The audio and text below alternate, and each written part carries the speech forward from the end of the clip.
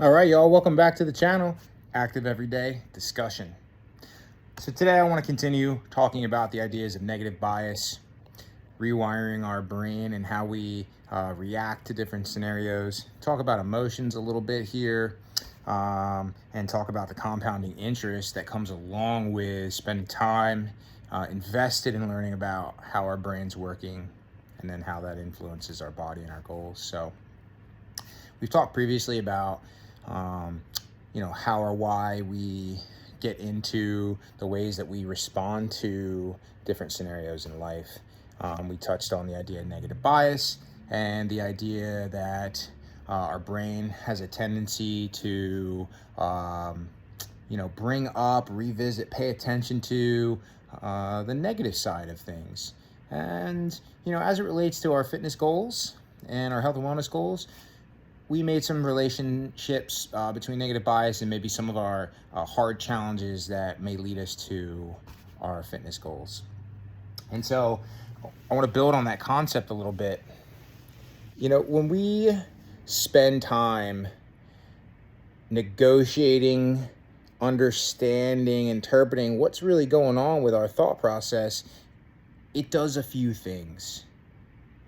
It makes us build tolerance, or it allows us to build tolerance to stay in that moment and in that thought process for longer. It makes the emotional rise, positive rise, negative rise, not sure rise, whatever feelings associated with emotions, it makes those emotions a little less extreme, okay, which can be a good thing when we're trying to learn to make new decisions.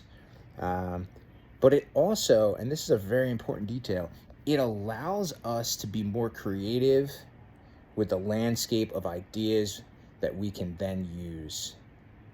So that was a lot. That was kind of like a loaded kind of statement.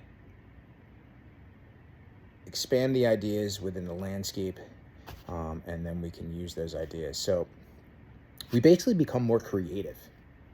We become better at problem solving. If I'm going to experience a negative emotion, recognize it, step back, say, okay, hold on. I really would rather just lay here on the couch and not exercise. That feels so much better. I got to get hot. I got to get sweaty. I got to go to the gym. I got to work out. I don't want to do that. I start going through that headspace. I recognize, hey, hold on, this is a negative bias. What are my goals? My goals are to get in a little better shape, maybe lose some weight. Me and my coach, we talked about sub goals that are going to help me do that. And that's active every day, whether it's an hour or 5 minutes. 5 minutes is more than no minutes. Man, if I can just continue to stack up a little bit every day, I'm going to start to reach my goal. I'm starting to smile. I'm starting to find a positive spin on this negative idea. Wait, I just remembered through that thought process, I don't have to work out for an hour, even though I'm supposed to do an hour today. That's in my program. There's still a positive to 5 minutes. Okay, I'm starting to build myself and talk myself through a different mindset, emotion, and then an action plan for shifting and rewiring how our brain works. 5 minutes. 5 minutes is not a long time.